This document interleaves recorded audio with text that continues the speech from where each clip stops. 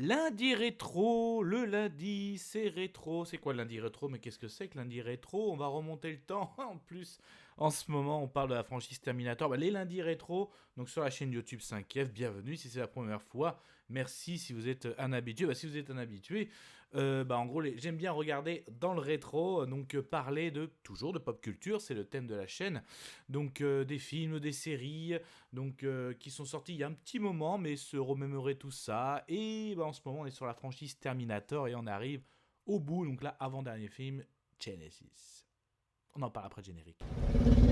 Soit on meurt en héros, soit on vit assez longtemps pour se voir endosser la peau du méchant. Pour ce genre de choses, il existe des hommes comme moi. Il t'arrive de saigner.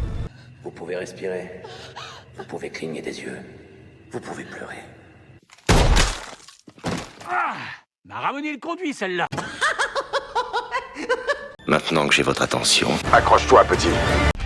Comme dit juste avant le générique, l'affiche du film. Et oui, déjà, ça annonce le retour d'Arnold Schwarzenegger, donc dans le rôle du T-800. Donc effectivement, il n'était pas présent durant Renaissance. Non, oui, vous avez une image de synthèse, mais en fait, on passe. D'ailleurs, la vie est disponible sur la chaîne. Et surtout, on voyait aussi Emilia Clarke dans le rôle de Sarah Connor. Emilia Clarke sortait du succès de Game of Thrones. Donc, qu'est-ce que ça allait donner tout ça aussi?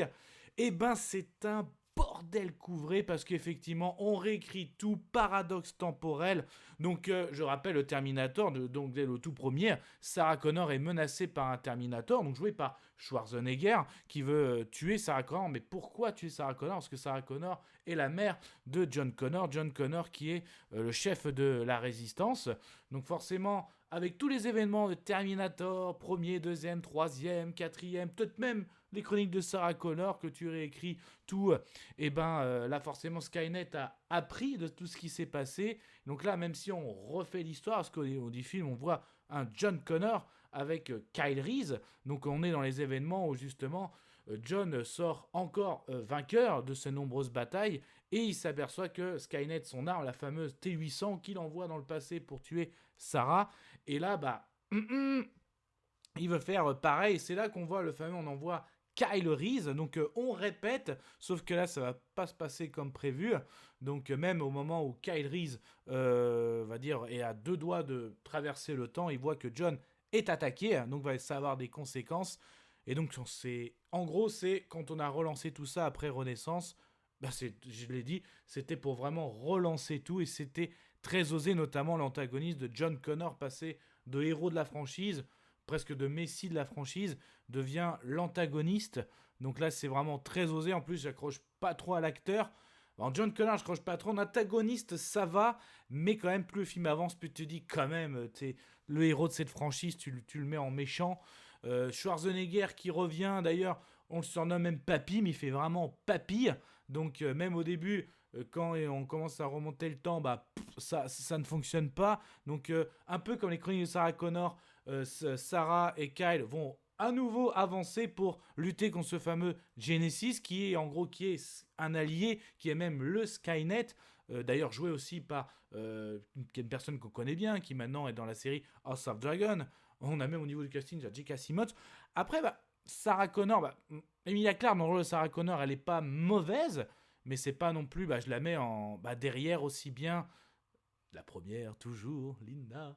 Je préfère même l'actrice de la série des Chroniques de Sarah Connor, pour dire. Mais elle n'est pas mauvaise quand même. Franchement, elle n'est pas... Ça va. Le retour de Schwarzenegger, pour moi, n'est pas convaincant. Déjà, le premier duel face au premier Terminator, soi-disant Terminator du tout premier film, il n'est pas fou, il est même presque dégueulasse, je trouve, en effet spéciaux. Donc pareil, le fait que ça a réécrit tout, ça peut atteindre une autre génération. Mais moi, je sais que la mienne, ça avait tout cassé, ça chamboule, ça mélange tout. Quand tu reviens après Renaissance, je sais que Renaissance aussi avait beaucoup divisé. Donc, est-ce qu'il y en a qui s'étaient dit, ok, on refait tout. Et d'ailleurs, c'est même Paramount qui avait mis la main dessus. Donc, Genesis, c'est un film Paramount, est disponible sur Paramount+. Donc, c'est vraiment, je trouve, moi, ce bordel couvré, ce fait de tout réécrire ne m'a pas forcément convaincu. Il y a toujours une histoire entre Kyle et Sarah, même s'ils se posent des questions, le fait que leur fils est devenu maintenant un méchant. Donc ça aussi, ça c'est le côté pas mal, voilà, que je retiens, mais quand même, pour moi, ça restait quand même un énorme bordel couvré. Voilà. Bah, je vais m'arrêter là, donc oui, vous l'avez compris, c'est des films de la franchise que j'ai le moins aimé. Et on termine avec le dernier, lundi prochain. Prenez soin de vous. Kenavo. Je vous souhaite une agréable soirée. Désolé pour le bordel. Au revoir.